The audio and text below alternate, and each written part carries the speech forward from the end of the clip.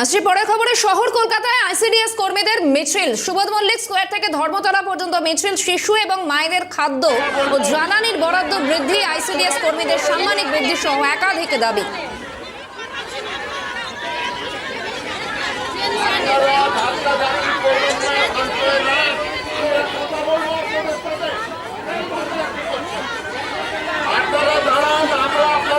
কথা বলবো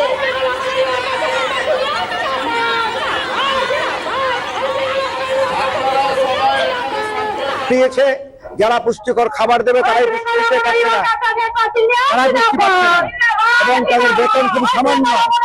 তাই তার বিরুদ্ধে আজকের বিক্ষোভে নেমেছে বেতন বৃদ্ধির দাবিতে।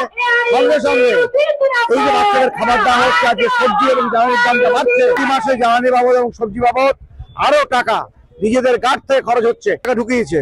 তাদের এখন বলছে এখন কেনা হয়েছে তার রসিদ দিতে হবে, এটা অন্যায়। সেই স্কিম আজকে 50 বছর অতিক্রান্ত হয়ে গেছে, কিন্তু তার বরাদ্দ বাড়ানো হয়নি।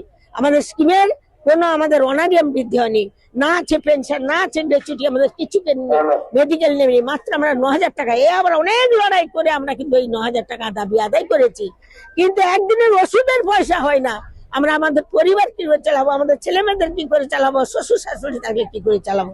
তাই আমাদের ন্যূনতম 26,000 টাকা দিতে হবে। কেন্দ্র এবং রাজ্য উভয় সরকারি আমাদের স্কিম। সরাসরি এই মুহূর্তে সঙ্গে রয়েছেন প্রতিনিধি শুভজিৎ দে। শুভজিৎ, মূলত কোন কোন কারণকে সামনে রেখে, কোন কোন দাবিকে সামনে রেখে আজ পথে নেমেছেন আইসিডিএস কর্মীরা এবং মিছিলের অবস্থান এখন ঠিক কোথায়?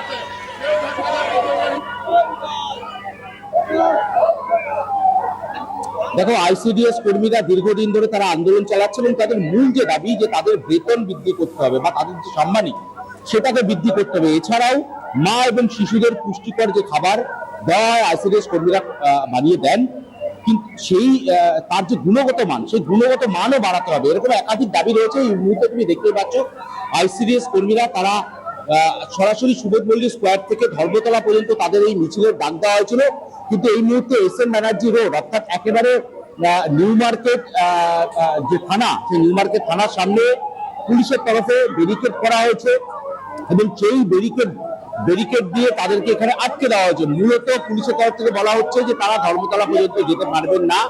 এবং তুমি ছবি স্পষ্ট করে দেখতেই পাচ্ছ যে একদিকে আইসিডিএস কর্মী সমর্থকেরা তারা যেরকম বিক্ষোভ দেখাচ্ছেন, অন্যদিকে পুলিশের তরফ থেকে স্পষ্ট করে দাবি করা হচ্ছে যে কোনোভাবেই আইসিডিএস কর্মীদের তাদেরকে যেতে দেওয়া যাবে না ধর্মতলা পর্যন্ত। মাইকিং করা হচ্ছে পুলিশের তরফ থেকে। একটু কথা বলার চেষ্টা করবে। দিদি কি বলবে? আটকে দেওয়া হবে, আমরা এখানে অবস্থান করবো, বিক্ষোভ করবো যতক্ষণ আমাদের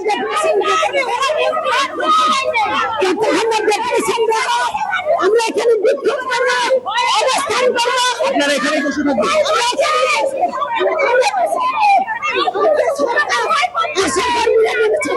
অঙ্গনওয়াড়ি হয়ে গেছে, সরকারকে আমরা বিজেপি দেখাই, আমরা সমস্ত অসংগঠিত শ্রমিক আমরা এই সরকারের বিরুদ্ধে লড়াই করবো। দিদি এর আগে তো দীর্ঘ লড়াই হয়েছে, তারপরও একই চলছে এরকম। প্রত্যেকবার আমাদের এরকম রেজিস্ট্রেশন আমাদের আপনারা কি চাইছেন? আমরা সরকারি মাইনে বাড়ে রেট চলছে বাজারে, সেই অনুযায়ী আমাদেরকে রেট দিই, আর আমাদের অতিরিক্ত কাজের চাপ আমরা সেইভাবে মাইনে পাই না। পুলিশ যদি মিছিল আটকে দেয়, যদি না যেতে হয়, সেক্ষেত্রে কি করবে? আমরা এখানে অবস্থান করবো, বসে থাকবো, যতক্ষণ আমাদের দাবি না মানবে আমরা যাবো না। এই মুহূর্তে দেখতেই পাচ্ছ যে এই মুহূর্তে আশা কর্মীরা যারা রয়েছেন বা আইসিডিএস কর্মীরা যারা রয়েছে তারা স্পষ্ট করে জানাচ্ছেন যে যতক্ষণ না পর্যন্ত মিছিল ধর্মতলা পর্যন্ত যেতে দেওয়া হবে, তারা এই নিউ মার্কেট থানার ঠিক সামনে অর্থাৎ কলকাতা কর্পোরেশনের যে বিল্ডিং, সেই কলকাতা কর্পোরেশন বিল্ডিং এর ঠিক আগের মুখেই তাদেরকে আটকে দেওয়া হয়েছে। পুলিশের তরফ থেকে ব্যারিকেড করা হয়েছে।